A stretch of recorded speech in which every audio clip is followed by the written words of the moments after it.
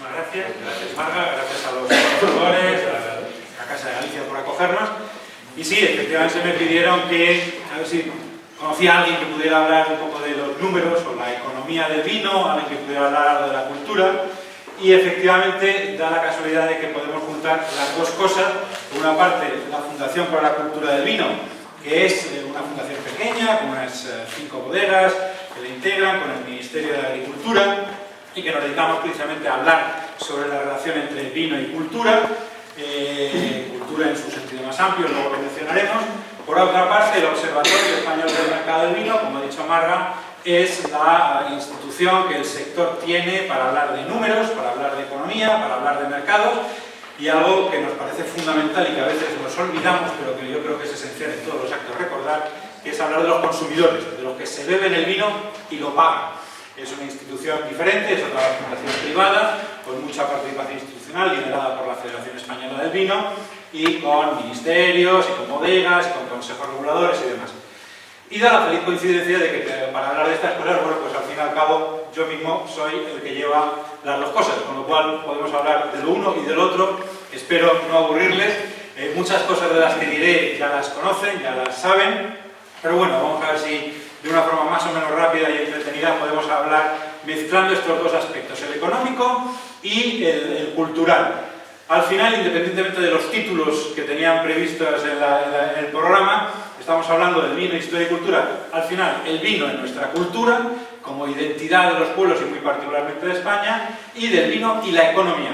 Por cierto, no lo he puesto, pero seguramente aquí tendría que haber una estrecha, una barra, si no conseguimos, esto perdonen que sea tan claro, pero si no conseguimos que el vino sea un negocio, no conseguiremos mantenerlo en el futuro, por mucha cultura que sea. Con lo cual, economía y cultura necesariamente deben ir ligados. Como tampoco conocía muy bien la audiencia que podíamos tener, si es más divulgativo o más de expertos, que es lo que veo que tenemos, bueno, simplemente alguna cosa a título de recordatorio. ¿Qué cosa es el vino? Por intentar acercarnos desde un punto de vista cultural. Bueno, el vino, al principio, cuando uno lo preguntamos, y se lo preguntamos a los consumidores, lo primero que nos viene a la cabeza es que es celebración, es fiesta, es alegría, es familia, son cenas, banquetes, comidas, en los que sobre todo se pasa bien. Pero el vino es mucho más que eso. El vino, y es lo que me gustaría dar una vuelta rápida, es economía, es sociedad, es medio ambiente, es turismo y de una forma extraordinariamente importante aquí, y por supuesto es cultura. Al menos esos aspectos lo son. Por cierto, cuando hablamos de vino, vino es un término genérico, tengamos claro, porque no siempre lo estemos repitiendo durante toda la presentación, hablamos de muchos tipos de vino. El vino tinto, normal y corriente, que conoce tanta gente y al que se asocia, el blanco, el rosado, los claretes, los espumosos, los vinos de aguja, los generosos, el vino aromatizado, el vermut, la sangría, los tintos, incluso el brandy. Es decir, vino es un concepto muy amplio, me gusta pensar en ello como algo muy general y que abarca todo un sector vitivinícola, al final relacionado con las uvas, fundamental. Desde el punto de vista de economía, y aprovechando la colaboración del observatorio, que es quien se dedica a los números, bueno, tenemos algunos datos fundamentales, lo que es por tener una visión global, según los datos de la OIV, que tenemos últimamente, unos 274 millones de producción anual, con un comercio mundial por encima de los 100 millones de hectolitros y creciendo el consumo a nivel mundial, pero no en los países productores. Veo que hay franceses, españoles, esto es algo que todos estamos notando. El consumo está creciendo, pero está creciendo en sitios normalmente o tradicionalmente no productores de uva, en China, en Rusia, en Estados Unidos, en los países bálticos, etc. Lo que eleva el comercio mundial a una cifra de unos 28.000 millones de euros, solo las exportaciones, que es una cantidad importante y es un negocio obviamente muy importante. Nos gusta decir que se originó en el Mediterráneo, pero lo que está claro es que se ha extendido muchísimo más y ahora es un fenómeno mundial y tenemos que entenderlo como fenómeno mundial. Países productores de vino, por supuesto, los tres tradicionales somos los que lideramos el sector, pero sabemos que ya desde hace muchos años, el otro día en Alimentaria, la semana pasada, veía que utilizaban un concepto que me parece muy bonito, que es el del paralelo 40. Los paralelos 40 del hemisferio norte y del hemisferio sur están creciendo las zonas vitivinícolas. Hay muchos más actores en el mundo del vino, con distintas proporciones y distintos tamaños, pero al fin y al cabo todos jugamos en la misma Champions League del mundo, del vino. Los consumidores también se han extendido y, como he dicho antes, cada vez más. Ya no solo hacemos vino para consumirlo en casa, para consumirlo nosotros, no. Nuestro cliente está en China, está en Utah, está en Venezuela, está en Moscú, está en cualquier sitio. Por supuesto, entre otras cosas, Estados Unidos se ha convertido en el principal consumidor del mundo, arrebatándole la primera plaza a Francia. Italia sigue siendo importante, China avanza muy grande, de una forma muy fuerte, Reino Unido y otros países. Entre exportadores e importadores, unos pocos grandes países exportadores somos los principales jugadores en esta liga. España se ha convertido ya desde hace 3 años en el mayor exportador mundial de vino, por delante de Italia en términos de volumen, en litros, y los importadores siguen siendo algunos como Alemania, Reino Unido, Estados Unidos, cambiando y algo más diversificados. En cuanto al comercio mundial de vino, estamos hablando, como decía, de unos 100 millones de hectolitros, por encima de los 10.000 millones de litros, divididos entre las 3 grandes categorías de las que tradicionalmente hablamos: vinos a granel, vinos envasados y vinos espumosos en pequeña cantidad, y por un valor de unos 28.000 millones de euros, como hablábamos antes, en los que el granel, lógicamente, a un precio menor, es una parte pequeña. El grueso son los vinos envasados tradicionales que todos vendemos, y una parte muy importante del comercio mundial de vino, de vinos espumosos, particularmente el champán, últimamente el prosecco con mucha fuerza, y desde luego el cava.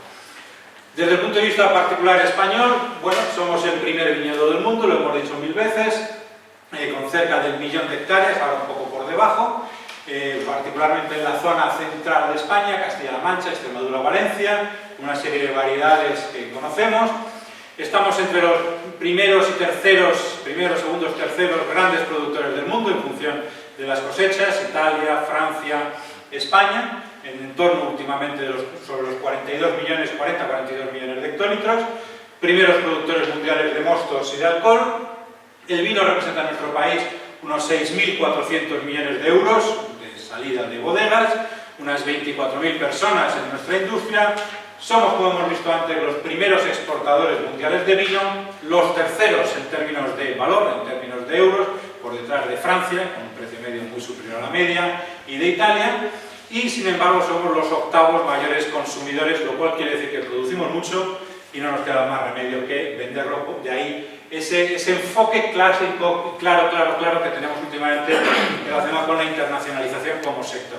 Un sector, por supuesto, que nos interesa muchísimo en España, pero sobre todo y particularmente y cada vez más últimamente, abierto al mundo. Estas curvas de consumo nacional y de exportaciones del sector español nos permite ver que hace ya muchos años que el vino para nosotros es un elemento absolutamente internacional, esencialmente internacional, y que por lo tanto tiene que plantearse de una forma muy diferente a cómo lo veníamos planteando en los últimos años. Internacionalmente nos ha ido muy bien, seguimos creciendo, crecemos bien en términos de volumen, en términos de valor en los últimos años. El precio medio no nos deja contentos, creemos que es donde más podemos progresar en los próximos años, y en definitiva, como el vino negocio en España o en la parte económica, somos un gran productor de vino y mosto, por supuesto brandy, no tan grandes consumidores, gran exportador particularmente en volumen y coyunturalmente, digo, porque no les quepa ninguna duda, o al menos yo lo tengo clarísimo como observador del sector. El reto para los próximos años y el crecimiento en los próximos años va a ser sobre todo en euros, y esto va a ser un gran negocio y estamos absolutamente convencidos. No me gustaría decirlo muy alto, sobre todo para los amigos franceses, para que luego no haya problemas, pero sí, lo vamos a hacer cada vez mejor, y esto es normal, nos va a pasar con todo, como los chilenos, los australianos o los sudafricanos. Hay unas diferencias entre el viejo y el nuevo mundo en cuanto a la forma de aproximarse al vino, a la producción y al consumo. Existe una grandísima diversidad en cuanto a España, por supuesto, también diversidad de regiones, de vinos, de tipos de vino, de colores, etc. Muy reconocido por los prescriptores a nivel mundial y pendientes de un mayor conocimiento por parte de los consumidores. El reto de la distribución es seguramente el que más fuertemente tenemos por delante. Con una gran importancia social, cultural y turística, que es de lo que vamos a hablar ahora. Por cierto, si relacionamos sobre todo el vino como elemento de la cultura y del turismo, y cada vez vamos a ir relacionando cada vez más eso, y el mundo del vino como economía o como ventas, las claves seguramente van a estar en los próximos años precisamente en cómo llegar directamente al consumidor. Todos los sistemas de venta directa, todos los sistemas de comunicación por internet o en bodega, todos los sistemas que necesariamente tienen que ir ligados con ellos de logística, la forma de hacerle llegar las botellas a los consumidores en distintas partes del mundo, en un mundo que ha cambiado mucho, mucho más moderno, mucho más comunicado y donde los transportes también son más fáciles. Piensen simplemente, lo digo desde el punto de vista de España, lógicamente, un país que como España recibe entre 68 y 70 millones de turistas al año, 68 creo que fue el año pasado, 68 millones de turistas al año que vienen, comen, se divierten, beben.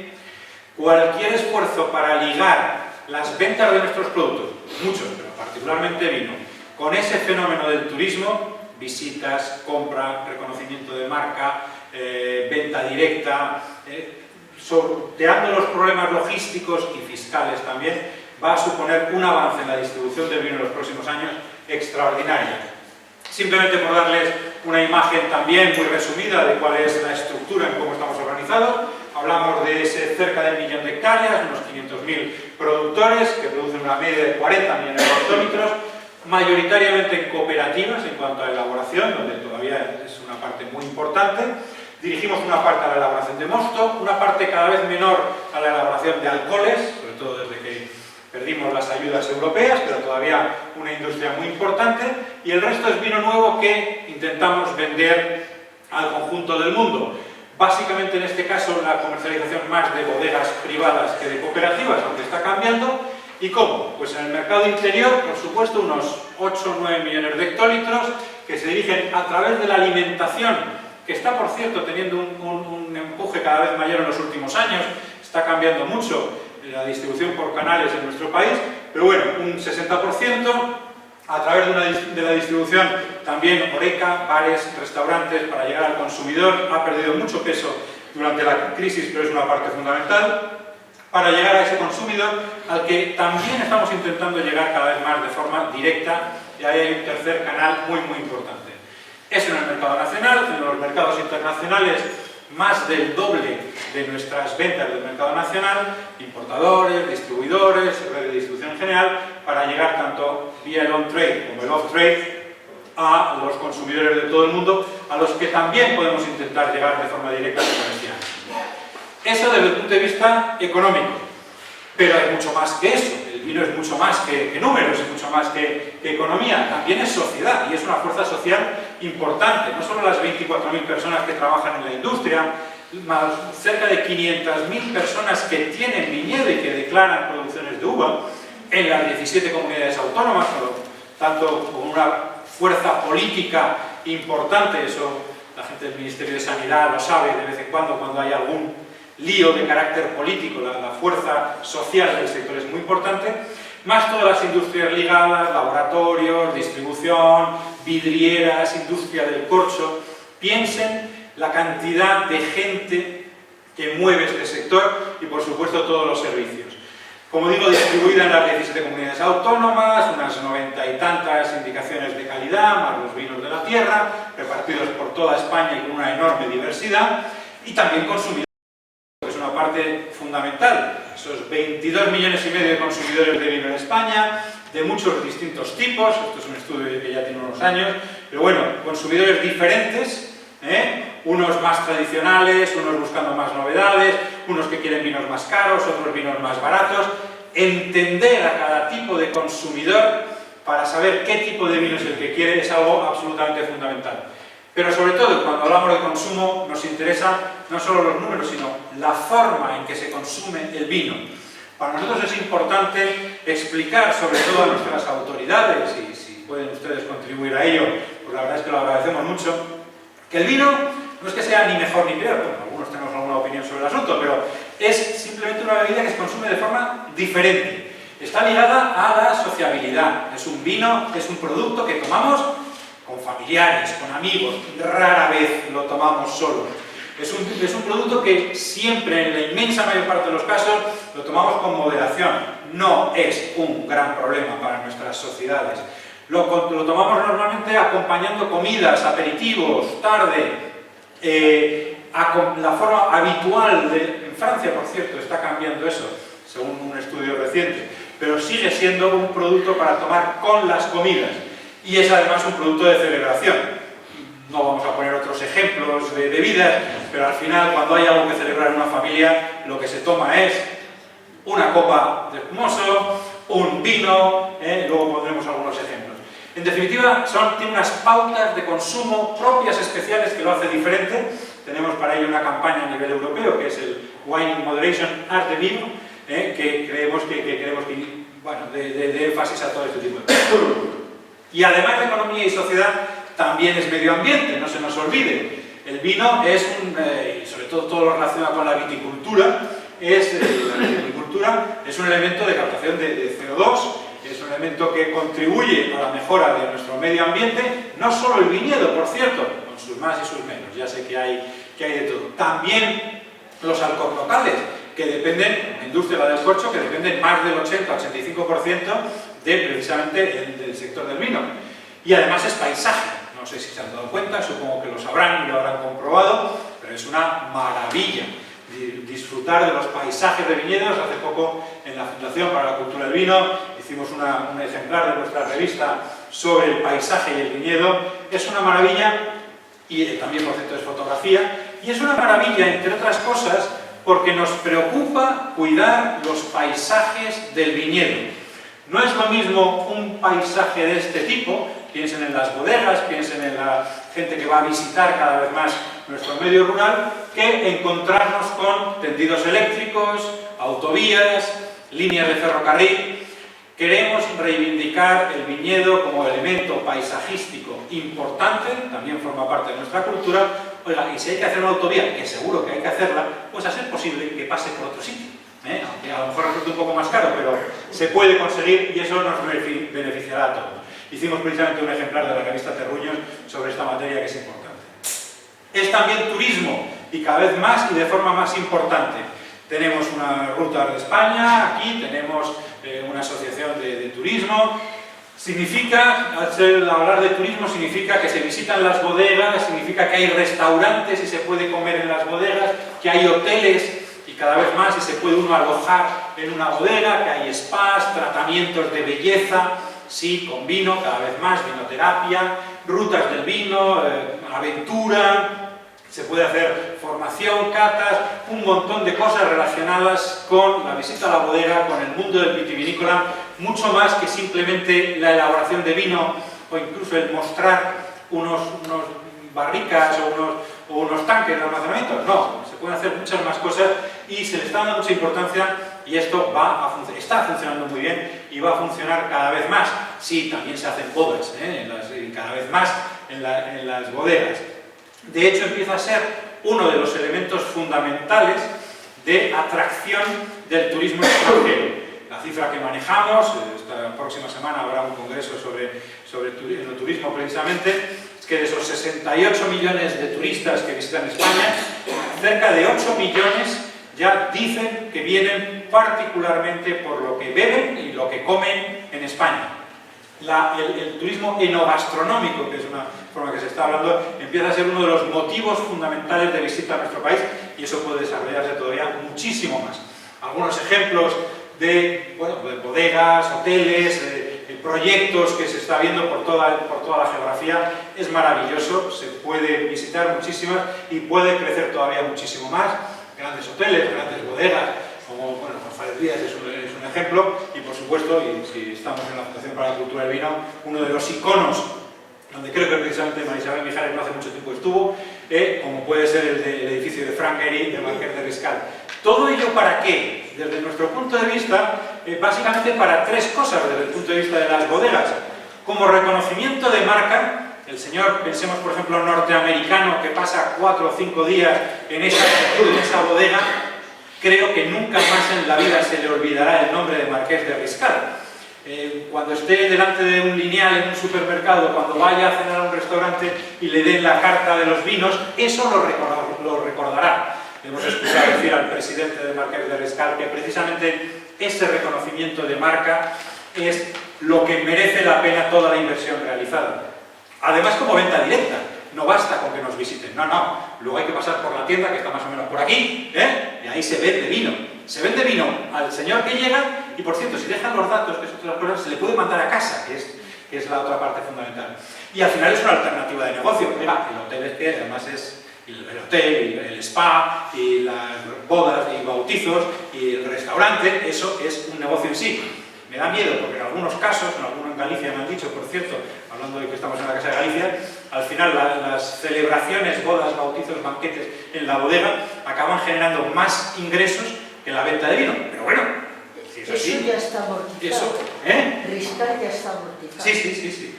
No, sí, lo puede ser. Además es magnífico y más, y le queda mucha historia por delante.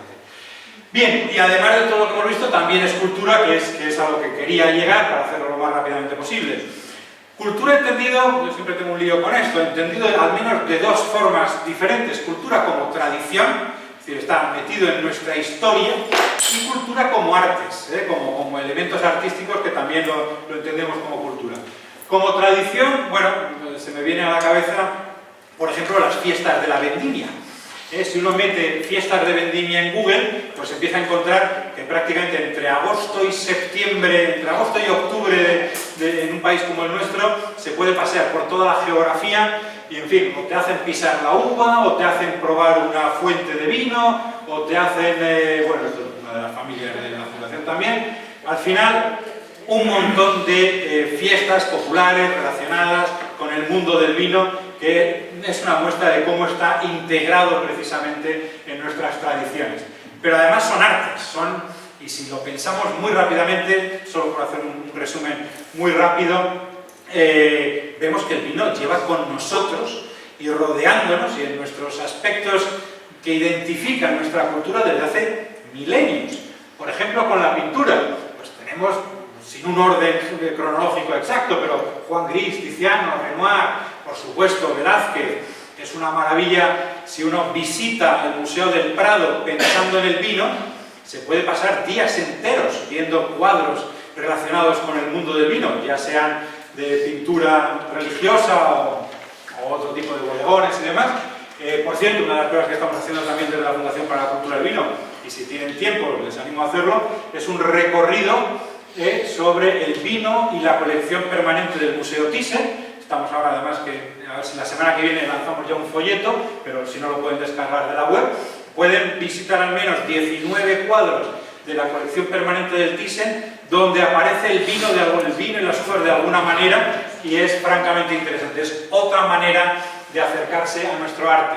También es arquitectura, y si lo pensamos un poco, ¿qué cosas se han hecho últimamente maravillosas con la arquitectura? Bueno, no últimamente. Hicimos hace algún tiempo también en la Fundación para la Cultura del Vino un análisis y un concurso sobre el vino en el románico, en el arte románico, y tanto particularmente en Francia y en España aparecieron auténticas maravillas. Capiteles en los que figuraban curas bebiendo, labores relacionadas con la vendimia. Hay cosas, hablo del siglo XII, del siglo XIII, del siglo XI, y por supuesto en nuestros días. Tenemos a Gehry, como hemos dicho antes, a Santiago Calatrava, a Norman Foster, a Richard Rogers, en fin, prácticamente todos los grandes arquitectos mundiales últimamente, Zaha Hadid, también han hecho grandes cosas relacionadas con el vino. Es escultura también, de nuevo, desde los tiempos antiguos, Dionisios, a cosas mucho más modernas, no necesariamente todas que nos tienen que gustar, hay de todo, pero bueno, algunas más modernas, en las plazas de nuestros pueblos, algunas en nuestras iglesias, hay de todo. Por supuesto, pensemos en la relación entre el vino y la literatura, y se nos ocurrirán un montón de cosas. Hay un libro magnífico, no es de nuestra fundación, pero yo creo que es un libro maravilloso, que es El Cáliz de las Letras, donde va figurando la presencia del vino a lo largo de la literatura universal, y es verdaderamente una maravilla. Se me ocurre traer algunos ejemplos, por ejemplo en la Biblia, vamos a empezar por categoría, por las cosas importantes, ya sea en el Génesis, cuando Noé, ¿qué hizo Noé cuando después del diluvio? ¿Qué fue lo primero que se le ocurrió hacer? Era una viña. Luego dice también que se embriagó, esta parte no tenemos que seguirla, pero en fin, Timoteo, las bodas de Caná, en fin, tiene una presencia constante, por supuesto en Cervantes lo podemos ver en cantidad de sitios, también en Shakespeare. El vino tiene presencia tradicional en nuestra literatura universal de toda la vida, también en épocas más recientes, Edgar Allan Poe, Mary Robertson, John Harris, Nemirovsky, con una cosa muy divertida, una reciente de Noah Gordon, en fin, un montón de ellas, incluso un premio reciente chino, premio Nobel reciente, también tiene un libro que se llama La República del Vino, por supuesto las Rubaiyat famosas de Omar Khayyam, hoy día supongo que en muchos países absolutamente proscritas, pero bueno, hay concursos sobre flamenco, vino y literatura, de tal forma que se vean, hay incluso algún concurso por ahí sobre literatura erótica y vino, sí, también lo hay. En fin, la relación entre el vino y la literatura es muchísima y muy amplia. Por supuesto relacionado con la religión, también, lo hemos visto antes, pero no solo en la Biblia y no solo en la religión cristiana.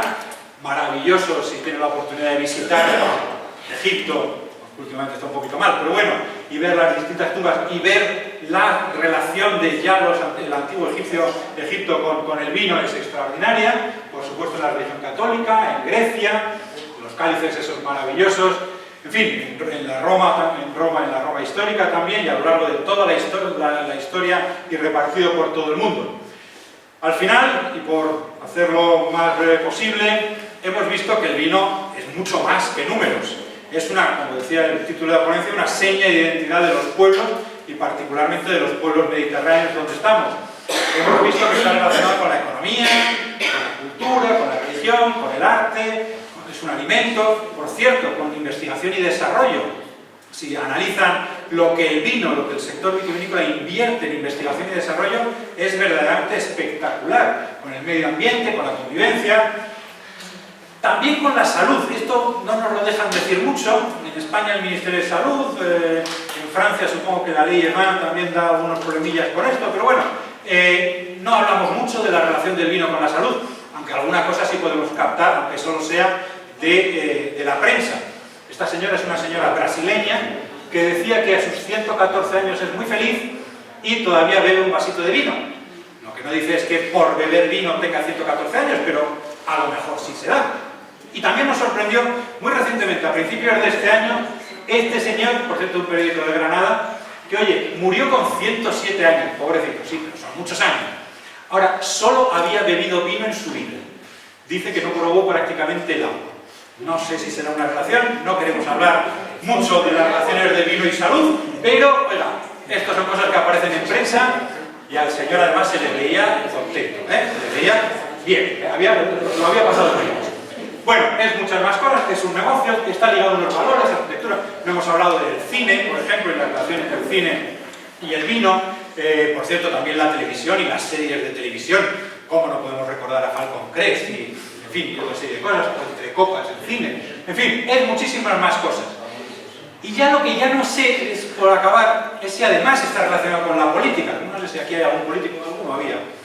Pero bueno, como hace poco hicimos una presentación de este tipo también a los parlamentarios españoles, por cierto, eso lo voy a decir muy rápido. Esto es una cosa curiosa. Sí, también tiene alguna relación con la política. En España, hay franceses aquí, ¿no? Bueno, para los franceses es una buena idea. Existe una asociación de parlamentarios por la cultura del vino. Es maravilloso. Es la única asociación de políticos que reúne a políticos de todos los partidos políticos, por lo menos hasta que llegó Podemos. Podemos ya no lo sé. Pero bueno, lo reunían a todos. ¿Por qué? Porque se reunían por el vino. No para beber, no solo para beber, sino para apoyar al vino y saber más de vino. Parlamentarios del Congreso, del Senado, europarlamentarios y parlamentarios de distintos sitios. Luego sí, también tiene una relación con la política. De hecho, por ejemplo, cuando hace algunos años hubo que formar un gobierno de coalición en Alemania y se juntaron para celebrar el acuerdo al que habían llegado, en Alemania, no estoy hablando de España, que todavía no se ha dado, ¿qué es lo que hacían? Brindar con vino, claro. A lo mejor era el vino lo que animaba también el acuerdo, no lo sabemos. Pero bueno, es un producto con valores positivos y creemos que eso es importante. Y en España, pues hombre, en España es complicado, pero incluso a lo mejor con esas siempre tensas relaciones con Cataluña. El otro día, la semana pasada, ¿qué es lo que había? ¿Con qué se unían la ministra de Agricultura con el presidente catalán o la secretaria de Agricultura de Cataluña o la señora alcaldesa? Con un vaso de vino. Claro, esto es lo que permite a la gente y a los pueblos acercarse y pasarlo mejor. Y ya para acabar, y además de con la política y con el medio ambiente y con la economía, también tiene algo que ver con las relaciones internacionales, que por cierto creo que lo de Expo Foodie, ahí está, tiene algo que ver con eso. También he encontrado algo buscando que menos, ¿no? El señor Ban Ki-moon, un señor más o menos conocido como este que hay a la derecha, que creo que es Obama, y este le conocemos mucho aquí, le queremos mucho, ¿con qué brindan? Con vino. Luego algo tendrá que ver. Si hubiera otro tipo de bebida ahí, pues la verdad es que me preocuparía, pero en fin, también tiene que ver con las relaciones internacionales y creemos que sí, es el único que igual que por el Obama no, pero está menos acostumbrado. Solo coge bien la copa el rey. No, aquí tampoco tanto, En fin, también puede apoyar las relaciones internacionales y a eso les animamos. Quedaría que se preguntaran ustedes el vino para cada uno de ustedes, pero por lo menos una charla de este tipo lo que nos permite ver es que es algo que va más allá de simplemente la elaboración de una bebida o incluso un negocio. Es algo que tiene una serie de valores determinados y que nos une mucho, y como ha dicho también el presidente de la Casa de Galicia, pues nos entretiene, nos gusta, lo pasamos muy bien con ello y creemos que aporta muchas cosas buenas a nuestra vida. Perdón por haber ido tan rápido, pero he intentado acelerar aunque he empezado tarde. Tienen mucha más información en las páginas web de las dos fundaciones que han estado encantadas de hacer esta presentación aquí, así que pues muchísimas gracias y si alguien tiene alguna duda